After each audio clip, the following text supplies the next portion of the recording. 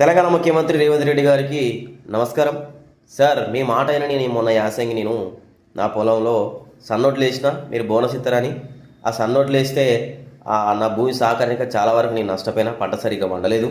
So దానివల్ల 50,000 దాకా నష్టపోయినా. Sir నష్టపోయినా కదా అని బోనస్ పైసలు ఏమైనా వస్తే అంత ఇంత ఆఫర్ అవుతాయి అనుకుంటే ఆ బోనస్ పైసలు ఇంతవరకు రాలే. ఆ పంట అమ్ముడు పోయి కూడా దాదాపు 3 నెలలు అవుతుంది.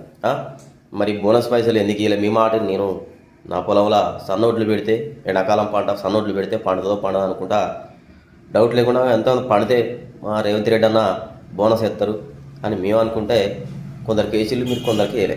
మరి నేనేం పాపం చేసి నాతో పాటు చాలా మంది ఉన్నారు, వాళ్ళేం పాపం చేసారు, మీరు ఎందుకు వేయలేదు? అరే మీరు ఏం చూసుకొని పైసలు ఎత్తారు? కొందరికి వేసి కొందరు ఏ పొడవ ఏంది?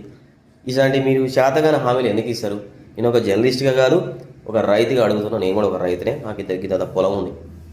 జర్రా ఆ బోనస్ పైసలన్నా రానోళ్ళకు వేసే ఉపాయం చేయరు జరా.